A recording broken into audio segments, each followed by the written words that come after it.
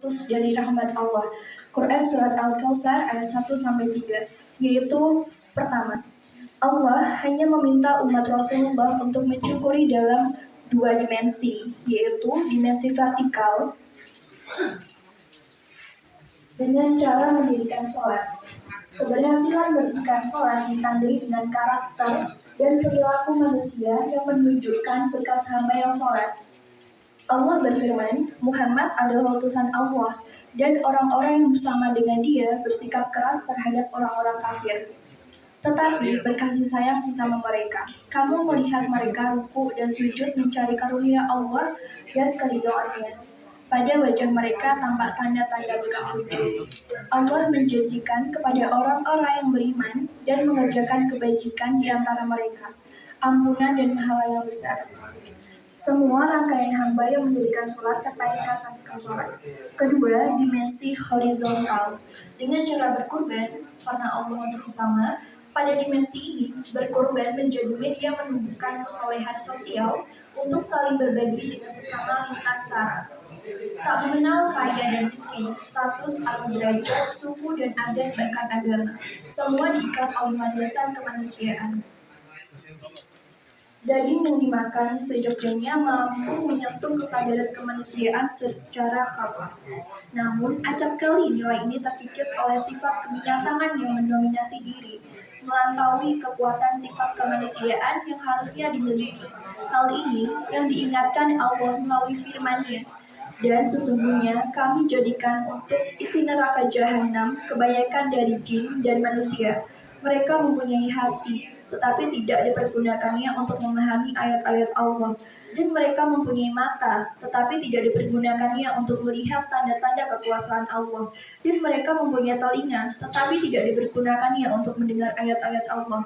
Mereka itu sebagai binatang ternak. Bahkan mereka lebih sesat lagi. Mereka itulah orang-orang yang lalai. Quran Surat Al-A'raf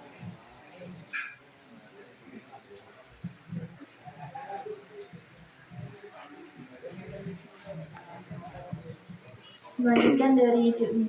Yang pertama itu kurban, yaitu merujuk pada surat As-Saffat ayat 102.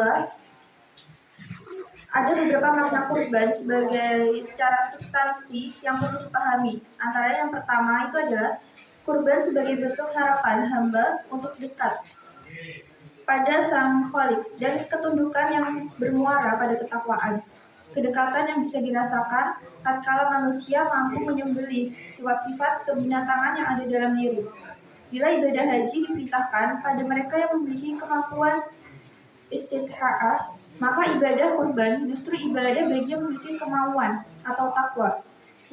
Munculnya kemauan yang didorong oleh keinginan untuk dekat pada Allah yang Maha Pemberi rezeki, sebab tak sedikit manusia yang memiliki kemampuan secara ekonomi tapi tak memiliki keinginan dan berhitung untung rugi untuk berkurban. Namun kurban secara hakikat berupa upaya hamba untuk menyembelih sifat-sifat kebinatangan yang ada dalam diri. Namun, bila tak mampu melakukan keduanya, minimal dapat melaksanakan salah satu dari dua dimensi yang dimaksud. Yang kedua adalah kurban sebagai wujud bentuk kesalehan sosial dengan berbagi atas rezeki yang diberikan oleh Allah. Hal ini terlihat melalui proses pembagian daging kurban kepada para fakir miskin. Agama Islam mengajarkan hamba untuk tetap mengedepankan rasa solidaritas dengan sesama manusia. Hal ini berkaitan dengan sikap empati, kesadaran diri, dan pengendalian diri untuk terhindar dari sifat egois dan kikir. Sebagai akhlak terpuji seorang muslim, sikap kesolehan sosial terpuji agar manusia terhindar dari sifat munafik yang bisa disebut dengan ada udang di balik batu untuk menarik simpati atau hanya ingin dipuji. Yang ketiga, kurban perlambang orang tua yang amanah atas titipan Allah untuk menyiapkan keturunan yang soleh. Sosok Nabi Ibrahim dan Siti Hajar, yaitu ayah dan ibu, yang berikhtiar sekuat tenaga untuk mencari rezeki yang halal dan thayyibah untuk anaknya. Ikhtiarnya ini terwujud berupa air zam-zam yang penuh keberkahan yang dikonsumsi anaknya, yaitu Nabi Ismail alaihissalam. Kebaikan atas apa yang dikonsumsi, halal dan thayyibah, melahirkan sosok anak yang soleh. Yang keempat, kurban membangun pilihan karakter, Habil atau Qabil. Bila kurban dilaksanakan dengan ikhlas, maka ia menjadi bagaikan kurbannya Habil yang diterima olehnya. Ia dipilih rezeki, hasil peternakan kurbannya yang terbaik. Semua ia persembahkan dengan keikhlasan dan ketundukan. Habil telah mampu menyembelih sifat hewan dalam dirinya dan menghadirkan hamba Allah yang bersyukur. Namun sebaliknya, bila kurban dilakukan untuk sekedar pamer, maka akan menjadi kurban yang qabil, yang ditolak oleh Allah Subhanahu wa taala. Ia dipilih si kurban yang jelek dan dinilai tak memberi manfaat padanya. Ia lakukan sekedar memenuhi perintahnya. Habil ternyata tak mampu menyembelih sifat hewan dalam dirinya, tapi justru mengembangbiakan sifat hewan pada dirinya.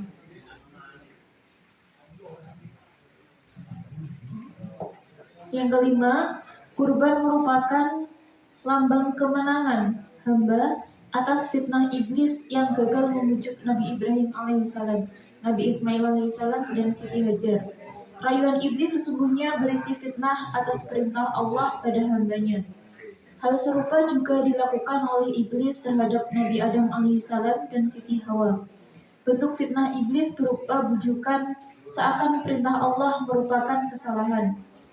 Ciri-ciri sifat iblis yang menularkan tabiat manusia untuk suka menyebarkan fitnah pada sesama antara lain: 1. Bicaranya tinggi atau angkuh, menilai diri paling benar, merasa paling baik dan hebat, padahal tak ada satupun kebaikan yang dilakukan. 2. Hidupnya habis digunakan hanya mengoreksi dan mencari kesalahan orang lain, tapi tak pernah mengoreksi diri sendiri dengan burung busuk yang menganga. Ia akan selalu dijauhi, apalagi bagi pemilik akal sehat. Akan menghindar karena khawatir akan difitnah juga nantinya ketika ada kepentingan yang lain. Bila hati dan akal tak juga bergeming setelah demikian jelas ayat-ayatnya ditampilkan, maka jalan kesesatan dan kehinaan yang akan diraih. Namun bila hati dan akal tersentak dan bergetar menyadarkan dimensi keimanan, maka keselamatan akan diperoleh. Demikian jelas dan pasti janji Allah pada semua makhluk ciptaannya. Makatan ingkang saged kita aturaken, mugi-mugi saged membawa manfaat ugi barokah. Hikmah dilanjut di limbuan. Hikmah Idul Adha dilanjut di Limbuan oleh Ki Wawan Susatyan. Diatur